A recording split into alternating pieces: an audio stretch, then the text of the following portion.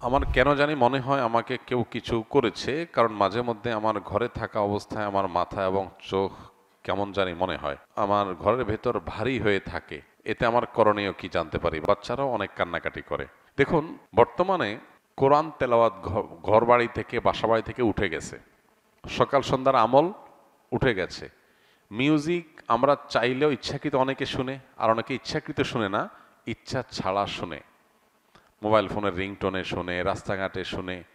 এগুলো শুনতে শুনতে হারাম করতে করতে করতে করতে মানুষের স্পিরিচুয়াল পাওয়ার কমে যায়, আধ্যাত্মিক শক্তি, রুহানি শক্তি কমে যায়। এর ফলশ্রুতিতে শয়তানের উপদ্রব, জিন্নাতের উপদ্রব, এগুলো অনেক বেশি বেড়ে যায়। তখন মানুষ নিজেকে আর সঠিক পথে আনতে পারে না, অসুস্থ থাকে। তো এই সমস্যাগুলো এখন ঘরে ঘরে। এই জন্য এক নম্বরে প্রয়োজন হলো তাওয়ায়ে নাসুহা, সকল গুনাহ থেকে বেঁচে থাকা। বাসা বাড়িকে ছবি, প্রাণীর ছবি, ভাস্কর্য, মূর্তি, এগুলো থেকে পরিচ্ছন্ন করা। মিউজিক যাতে এক সেকেন্ডের জন্য বাঁচতে না পারে সেই ব্যবস্থা করা। এবং সেই সাথে বাসা বাড়িতে সকল মাসনুন আমল, রক্ষা কবচ আমল, সকাল সন্ধ্যার দোয়া, প্রবেশের সময় বিসমিল্লাহ, বের হওয়ার সময় বিসমিল্লাহ, সালাম দিয়ে প্রবেশ, এই আমলগুলো নিয়মিত করা। কোরআনে কারিমের তেলাওয়াত যেই বাসায় উচ্চস্বরে নিয়মিত হয় আর অন্যান্য হারামগুলো থেকে বেঁচে থাকা হয়, সেই বাসায় দুষ্টজনের উপদ্রব বা সেহের, ব্ল্যাক ম্যাজিক কাজ করবে না। এই জন্য এই আমলগুলো আমাদের বাড়ানো দরকার। পাশাপাশি এ জাতীয় সমস্যা যদি আমার মনে হয় যে এটা আসলে জিন্নাতের কোনো সমস্যা, সেহেরের কোনো সমস্যা, তাহলে সেক্ষেত্রে ভালো কোনো রাকির পরামর্শ নিতে হবে। তারা পরামর্শ দিতে পারবে আপনাকে, এবং তারা যে রুকিয়া দিবে, ঝাড়ফুঁক দিবে, সেটা অনুযায়ী নিজে নিজে সেলফ রুকিয়া করতে পারেন, বা রাকির মাধ্যমে আপনি ঝাড়ফুঁক করাতে পারেন। আমার ছেলে মাদ্রাসায় পড়ে, কিন্তু মাঝে মধ্যে ঘুমের মধ্যে দিনে অথবা রাতে বিছানা পেশাব করে দেয়। ও বলতে পারে না এর জন্য কি কোনো আমল আছে কিনা। ওর বয়স 9 বছর। ভাই, প্রথমত বাচ্চাদের এই সমস্যাটা বেশি হয়। তারা ঘুমের মধ্যে পেশাব করে দেয়, বিছানা পেশাব করে দেয়। এটার শারীরিক সমস্যা, সেখান থেকে এই সমস্যা হয় অনেক ক্ষেত্রে। এক্ষেত্রে ডাক্তার দেখালে অনেক সময় সমাধান হয়। পাশাপাশি ঝাড়ফুঁকের মাধ্যমেও কিছু আমলের মাধ্যমে উপকার হয়। স্পেসিফিক কোনো আমল কোরআন বা হাদিসে আলাদা করে উল্লেখ করা নাই যে বিছানা পেশাবের জন্য এই আমল। তবে ঝাড়ফুঁককারীরা, তারপরে রাকিরা, এই বিষয়ে যারা এক্সপার্ট আছেন, তারা বিভিন্ন রকমের আমল সাজেশন করেন যে আমল করা যেতে পারে। কোরআন হাদিসের সাথে সাংঘর্ষিক না হলে সেরকম আমল করা যেতে পারে। কিন্তু এর পাশাপাশি বিছানায় পেশাব করার বিষয়টা, এইটা অনেক ক্ষেত্রেই ডাক্তারি ট্রিটমেন্টের মাধ্যমে ভালো হয়। বেশিরভাগ ক্ষেত্রেই এটা হয়ে থাকে শারীরিক সমস্যার কারণে। বিধায় এটার জন্য যদি প্রপার ট্রিটমেন্ট করা হয়, ডাক্তারের কাছে যাওয়া হয়, আশা করা যায় ইনশাআল্লাহ এটার সমাধান হবে। 1 বছর আগে আমি আমার স্ত্রীকে ভয় দেখাবার জন্য 2 তালাক দিয়েছিলাম। এই থেকে কি আমার তালাক হয়ে গেছে? 2 তালাক না 1 তালাক দিয়েছিলাম জানি না, যাই হোক 1 বা 2 বুটেই বোঝা যাচ্ছে। যেটাই হোক না কেন, ভয় দেখানোর জন্য তালাক দিলে তালাক হয়ে যাবে। তালাক এমন একটা জিনিস, এটা আমি তালাক দেওয়ার নিয়তে বলি নাই, তাকে ভয় দেখাইতে বলছি। এটা বললে তালাক অকার্যকর থাকবে না, তালাক ঠিকই কার্যকর হয়ে যাবে। নবীজি সাল্লা সাল্লাম বলেছেন, সালাতুন জিদ্দুহুন্না জিদ্দুন ওয়াহাজলুহুন্না জিদ্দুন। 3টা বিষয় এমন আছে যেগুলো সত্যি সত্যি করলে যা হবে, রসিকতা করে, দুষ্টমি করে, অথবা অন্য কোনো উদ্দেশ্যে বললেও সেটা হয়ে যাবে।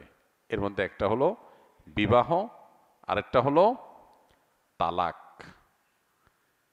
এই যে বিবাহ, তালাক, এগুলো কিন্তু দুষ্টমি করে বললেও হয়ে যাবে, আবার সত্যি সত্যি বললেও হয়ে যাবে। এখন আপনি ভয় দেখানোর জন্য যদি বলেন যে তোমাকে তালাক দিলাম, তাহলে তালাক হয়ে যাবে।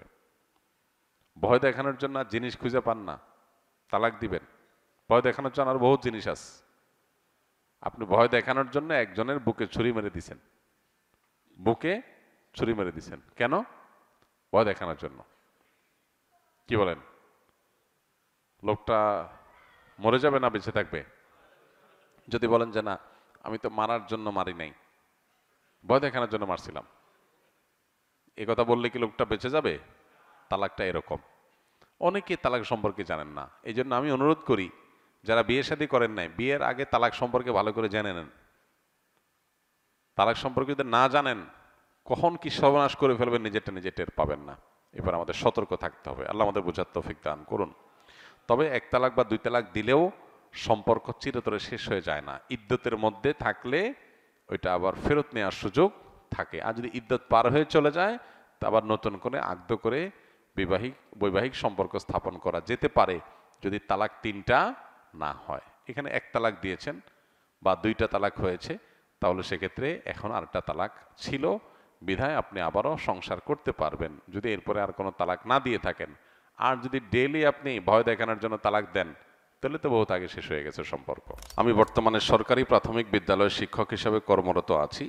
সম্প্রতি একটি শরিয়া ব্যাংক, আল্লাহ রাফা ইসলামী ব্যাংকে ভালো পদে বেতনে চাকরি হয়েছে। এমত অবস্থা আমার কোনটি বেছে নেওয়া উচিত? উল্লেখ্য, এই দুটি চাকরির কোনোটি আমি চূড়ান্ত ক্যারিয়ার হিসাবে নিতে চাই না, যদি আল্লাহ তাআলা সরকারি প্রথম শ্রেণীর একটি হালাল চাকরির ব্যবস্থা করে দেন। ভাই আমার, আপনার ভবিষ্যৎ পরিকল্পনা যেটাই থাকুক না কেন, আমি বলতে চাই ব্যাংকের চাকরির বিপরীতে যদি শিক্ষকতার চাকরি পাওয়া যায়, সন্দেহাতীতভাবে শিক্ষকতার চাকরিকে ব্যাংকের চাকরির পরে প্রায়োরিটি দেওয়া উচিত, অগ্রাধিকার দেওয়া উচিত। প্রথমত, আমাদের মানসিকতার মধ্যে একটা জিনিস সেট হয়ে গেছে যে আমাদের অনেক টাকা দরকার। এই জিনিসটা আমাদের সবার মানসিকতার মধ্যে সেট হয়ে গেছে।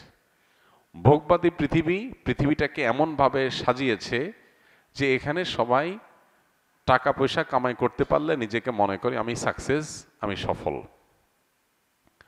মানুষ সুখের পথ এটা নিশ্চিত করবার জন্য যতটা চেষ্টা করে, তার চেয়ে বেশি টাকা কামাই করার চেষ্টা করে। অনেক কাজ আছে যে কাজে টাকা নেই কিন্তু সুখ আছে। এখন এই পৃথিবীতে অবশ্য আমরা চিন্তাও করতে পারি না টাকা না থাকলে আবার সুখ থাকে কেমনে, টাকা ছাড়া আবার সুখ হয় কিভাবে, আমরা চিন্তাই করতে পারি না। এখানে চলে আসে নবী সাল্লাল্লাহু আলাইহি ওয়াসাল্লামের সেই হাদিস, যেখানে তিনি বলেছেন, লাইসাল গিনা বিকাসরাতিল আরদ ওয়ালাকিন্নাল গিনা গিনান নাফস। অনেক সম্পদ এটার মালিক হয়ে যাওয়া, এটা মূলত ধনী হওয়া নয়। আসল ধনী হওয়া হলো মানসিকভাবে ধনী হওয়া। কোনো মানুষ যদি অল্প পেয়ে সে যদি বলে আলহামদুলিল্লাহ, আমারটা যা পাইছি এটা নিয়ে আমি অনেক সুখী, আমার আর চাহিদা নাই আল্লাহর কাছে, আমার তৃপ্তি আছে, আমি আল্লাহকে শুকরিয়া জানাই, আমার আর দরকার নেই, এই লোকটা ধনী। কারণ তার আর অভাব নাই, তার অন্তরে কোনো সংকীর্ণতা নাই, সে ধনী। আরেকজনের অনেক আছে কিন্তু এরপরও তার যদি আরো চাহিদা থাকে, তাহলে সে ধনী না, সে মূলত গরিব, কারণ অভাব আছে। তো এই জন্য কিছু কিছু কাজ আছে যে কাজে টাকা নাই কিন্তু প্রচন্ড তৃপ্তি আছে। যেমন শিক্ষকতা, আমি একজনকে একটা জিনিস শেখাবো, কিছু মানুষকে কিছু জিনিস শিখাবো, তারা ভালো কিছু শিখবে, তাদের জীবন গঠন করবে। আমি একজন স্কুলের শিক্ষক হব, স্কুলের ছেলে মেয়েদের, বাচ্চাদেরকে আমি পাঠদানের ফাঁকে ফাঁকে তাদের মধ্যে ভালো মানুষ হওয়ার প্রেরণা এটা জাগ্রত করে তুলব। হয়তো একটা বাচ্চা ছেলে সে আমার সঠিক গাইডলাইন পেয়ে আল্লাহমুখী হয়ে যাবে, ভালো মুসলিম হবে, ভালো মানুষ হবে, তাহলে আমি এখানে একটা ভালো ইনপুট দিতে পারলাম, এর আউটপুট আসবে, খুব ভালো কিছু আশা করা যায়। এখানে টাকা একটু কম হলেও, বেতন একটু কম হলেও, সুযোগ সুবিধা কম থাকলেও, সমাজে একটু আমার অবস্থান ওইরকম বেশি স্ট্রং না হলেও, এটা আমার জন্য তৃপ্তিদায়ক, সুখকর। এর বিপরীতে আরেক জায়গায় আমি সার্ভিস দিচ্ছি কোম্পানিকে, বিনিময়ে কিছু টাকা পাচ্ছি, সেখানে আসলে সমাজ, ব্যক্তি, মানুষের প্রতি আমার কোনো বিশেষ অবদান থাকছে না, তৃপ্তিদায়ক, চক্ষু শীতলকারী কোনো অ্যাচিভমেন্ট, কোনো অর্জন হচ্ছে না। তাহলে সেই চাকরির তুলনায় আমার অবশ্যই ওই চাকরিকে প্রায়োরিটি দেওয়া উচিত যেখানে তুলনামূলকভাবে আমার অ্যাচিভমেন্ট, অর্জনটা বেশি হয়। ক্যারিয়ার সাজাতে গিয়ে আমাদের এইভাবে যদি ভাবি, তাহলে আমরা সুখী হব তুলনামূলকভাবে অনেক বেশি। একটা চাকরিতে আমি অনেক টাকা পয়সা কামাই করলাম, কিন্তু সেখানে আসলে আমার তেমন কোনো আপনার তৃপ্তিদায়ক কোনো অর্জন থাকলো না, যেটা দিয়ে আমার আসলে চক্ষু শীতল হতে পারে, মন প্রশান্ত হতে পারে, সেরকম কোনো অর্জন হলো না। টাকা অনেক হলো, তো মনের শান্তিটা আল্লাহ তাআলা এটা দিয়ে দিবেন না। শরীরের শান্তি এটা হয়তো টাকা দিয়ে কিছুটা হতে পারে, কিন্তু মনের শান্তি, আসল শান্তি, সেটা আল্লাহ তাআলা দিবেন না। এই জন্য শিক্ষকতার পেশাকে অবশ্যই প্রায়োরিটি দেওয়া উচিত। তাছাড়া ইসলামী ব্যাংকগুলোতে ইসলামী ব্যাংকিং পরিপূর্ণভাবে হয় কি না, কতখানি হয়, সেটা নিয়ে যথেষ্ট বিতর্ক আছে, ধোঁয়াশা আছে এবং বড় ধরনের প্রশ্ন করার সুযোগ আছে। তো আমি সন্দেহের ঊর্ধ্বে ওঠার সুযোগ যদি থাকে, তাহলে সন্দেহের মধ্যে কেন ঢুকতে যাব একটু বেশি টাকার জন্য? একজন ইমানদার টাকার পরিমাণ না দেখে তিনি তার তাকওয়ার জন্য কোনটা বেশি অনুকূল সেটাকে দেখবেন, সেই চেষ্টা করবেন। অতএব আশা করি যে আপনি এখান থেকে আপনার করণীয় বা আপনার কি করা উচিত সে সম্পর্কে একটা ধারণা পেয়ে গেছেন। আস সুন্নাহ ফাউন্ডেশন, উম্মার স্বার্থে সুন্নাহর সাথে।